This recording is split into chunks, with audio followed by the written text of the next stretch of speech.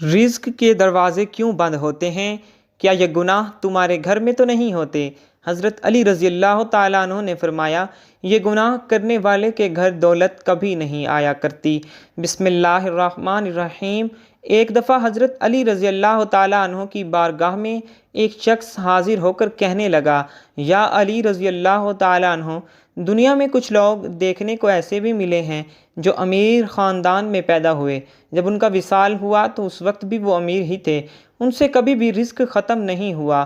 لیکن اس کے ساتھ ساتھ دنیا میں ایسے لوگ بھی پائے جاتے ہیں جو چند عرصے کے لیے امیر ہوتے ہیں لیکن بعد میں پھر وہ غریب ہو جاتے ہیں، رزق ان لوگوں سے چھین لیا جاتا ہے۔ اس شخص نے پوچھا، یا علی رضی اللہ تعالیٰ عنہ، وہ کون سے ایسے گناہ ہیں جو رزق میں کمی لاتے ہیں، رزق کو ختم کر دیتے ہیں؟ حضرت علی رضی اللہ تعالیٰ عنہ نے فرمایا، اے انسان، 5 ایسے گناہ ہیں جس کو کرنے سے انسان کا رزق ختم ہو جاتا ہے، اس کے رزق میں آہستہ آہستہ کمی آنا شروع ہو جاتی ہے۔ اس شخص نے پوچھا، یا علی رضی اللہ تعالیٰ عنہ، وہ 5 گناہ کون کون سے ہیں؟ حضرت علی رضی اللہ تعالیٰ عنہ نے فرمایا کہ وہ 5 گناہ یہ ہیں۔ نمبر 1، سود کھانا۔ حضرت محمد صلی اللہ علیہ وآلہ وسلم کے پاس حضرت جبرائیل علیہ السلام اللہ تعالیٰ کا حکم لے کر پیش ہوئے۔ حضرت جبرائیل علیہ السلام نے فرمایا، اے اللہ کے نبی صلی اللہ علیہ وآلہ وسلم، جو لوگ سود کا کاروبار کرتے ہیں، سود پر چیزیں لیتے ہیں اور دیتے ہیں، ان لوگوں کو روز محشر اس طرح اٹھایا جائے گا کہ ان کے چہرے مسخ کر دیے جائیں گے۔ ایک بار حضرت محمد صلی اللہ علیہ وآلہ وسلم لوگوں میں خطاب فرما رہے تھے۔ آپ صلی اللہ علیہ وآلہ وسلم نے فرمایا، لوگوں، تم میں سے کوئی اپنی ماں کے ساتھ زنا کرنا پسند کرتا ہے؟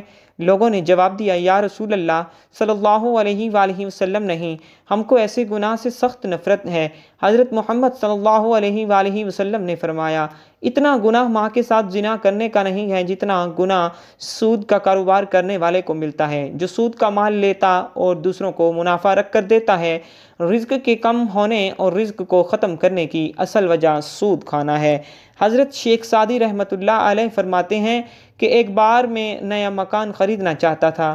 میں مکان کی تلاش کر رہا تھا کہ ایک شرابی میرے پاس آ کر کہنے لگا، فلاں محلے میں ایک مکان ہے جو بہت ہی خوبصورت بنا ہوا ہے، آپ نیا مکان ادھر تلاش کرنے کی بجائے فلاں مکان خرید لیں، میں بھی اسی محلے کا ہوں، اسی طرح میں آپ کا ہمسایہ بن جاؤں گا، اس مکان میں کوئی عیب نہیں ہے۔ حضرت شیخ سعدی رحمۃ اللہ علیہ فرمانے لگے، اے نادان بندے، اس سے بڑا عیب اور کیا ہو سکتا ہے کہ تو میرا ہمسایہ بن جائے، کیونکہ تو سود کا کاروبار کرتا ہے، اس سے بڑا عیب اور کیا ہوتا ہے؟ یہی تو سب سے بڑا عیب ہے کہ وہ مکان لینے سے تو میرا ہمسایہ بن جائے گا، اگر وہ مکان مجھے مفت میں ملے تو میں ایسا مکان کبھی بھی نہیں لوں گا۔ حضرت شیخ سعدی رحمۃ اللہ علیہ نے فرمایا کہ تیرے مرنے کے بعد اس مکان کی قیمت 10 گنا سے بھی زیادہ بڑھ جائے گی۔ نمبر 2، حضرت علی رضی اللہ تعالیٰ عنہ نے فرمایا کہ دوسرا سب سے بڑا گناہ یہ ہے کہ تم کسی نیک اور پرہیزگار عورت پر الزام لگاؤ، تہمت لگاؤ۔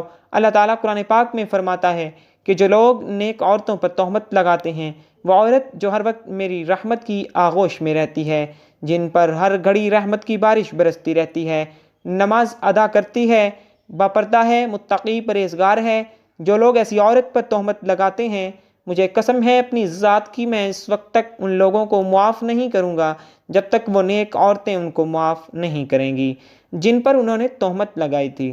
جس طرح ماں اپنی اولاد کے خلاف ایک لفظ بھی سننا پسند نہیں کرتی، اسی طرح اللہ تعالیٰ بھی اپنے نیک بندوں کے خلاف ایک لفظ بھی سننا پسند نہیں کرتے۔ حضرت عیسیٰ علیہ السلام کے پاس ایک بوڑھی عورت آئی، اس نے کہا، اے عیسیٰ علیہ السلام، میرے شوہر وصال کر گئے، میں ان سے بہت محبت کیا کرتی تھی، اب ہر روز میرا شوہر میرے خواب میں آتا ہے، میرے خواب میں آ کر مجھے کہتا ہے کہ میری قبر پر آ کر میری قبر کو کھود کر دیکھو، ہر روز میرے خواب میں آ کر یہی کہتا ہے کہ ایک بار میری قبر کھود کر میرا چہرہ تو دیکھ لو۔ اے عیسیٰ علیہ السلام، میں بہت ہی دور سے چل کر یہ مسئلہ آپ کے پاس لے کر آئی ہوں۔ حضرت عیسیٰ علیہ السلام نے کہا کہ آؤ، میں بھی آپ کے ساتھ آپ کے شوہر کی قبر کھودنے کے لیے جاتا ہوں۔ وہ دونوں اس قبرستان پہنچ گئے جہاں اس بڑھیا عورت کے شوہر کی قبر تھی۔ قبرستان جا کر حضرت عیسیٰ علیہ السلام نے فرمایا کہ بتاؤ تیرے شوہر کی قبر کون سی ہے؟ بوڑھی عورت نے ہاتھ سے اشارہ کرتے ہوئے کہا کہ یہ قبر ہے۔ حضرت عیسیٰ علیہ السلام قبر پر کھڑے ہو کر اللہ تعالیٰ سے رو رو کر دعا کرتے رہے۔ دعا کرنے کے بعد حضرت عیسیٰ علیہ السلام نے فرمایا، اے قبر کے اندر سونے والے، اللہ تعالیٰ کے حکم سے کھڑا ہو جا۔ اس قبر سے ایک ایسا انسان اٹھ کھڑا ہوا جس کو دیکھ کر بڑھیا نے زوردار چیخ ماری اور بے ہوش ہو کر گر گئی۔ وہ کھڑے ہونے والے انسان کا جسم تو انسانی تھا، اس کا چہرہ مسخ کر دیا گیا تھا۔ جب تھوڑی دیر کے بعد اس عورت کو ہوش آیا تو حضرت عیسیٰ علیہ السلام نے اس زندہ ہونے والے انسان سے دریافت کیا کہ تو دنیا میں ایسا کون سا گناہ کیا کرتا تھا جس کام کے بدلے تجھ کو اتنی بڑی سزا کا سامنا کرنا پڑ رہا ہے؟ اس نے جواب دیا، حضرت عیسیٰ علیہ السلام، مجھ سے ایک گناہ ہو گیا تھا جس کی وجہ سے میرا چہرہ بگاڑ دیا گیا۔ حضرت عیسیٰ علیہ السلام نے پوچھا کہ کون سے گناہ کی وجہ سے تیرا یہ حال ہوا ہے؟ اس قبر میں کھڑے ہوئے انسان نے کہا کہ میں نیک اور پرہیزگار عورتوں پر تہمت لگا کر ان کا استعمال کیا کرتا تھا، جس کی وجہ سے مجھے یہ سزا بھگتنا پڑ رہی ہے۔ روز محشر بھی میں ان لوگوں کے ساتھ اٹھایا جاؤں گا جن کے چہرے مسخ کر دیے گئے ہیں۔ نمبر 3، حضرت علی رضی اللہ تعالیٰ عنہ نے فرمایا کہ اللہ تعالیٰ کو کسی کا شریک ٹھہرانا بہت بڑا گناہ ہے۔ اللہ تعالیٰ کے ساتھ کسی کو شریک مت ٹھہراؤ، شرک مت کرو۔ روز محشر اللہ تعالیٰ ہر گناہ کو معاف کر سکتا ہے۔ اس کے گناہ چاہے آسمان اور زمین میں موجود چیزوں سے بھی زیادہ ہوں۔ اس انسان کو چاہے تو معاف کر دے گا، لیکن شرک کرنے والے کو کبھی بھی معاف نہیں کرے گا۔ کافر لوگوں کی کبھی بھی بخشش نہیں ہوگی۔ نمبر 4، حضرت علی رضی اللہ تعالیٰ عنہ نے فرمایا کہ چوتھا گناہ کسی پر جادو کرنا ہے۔ کسی کا جینا حرام کرنے کے لیے، کسی کی خوشیوں کو چھیننے کے لیے اس پر جادو کرنا کہ اس کے پاس فلاں رزق کیوں ہے، اس کو جادو کے ذریعے ختم کر دیتا ہوں۔ حضرت علی رضی اللہ تعالیٰ عنہ نے فرمایا، جادو کرنے والا انسان دائرہ اسلام سے خارج ہو جاتا ہے۔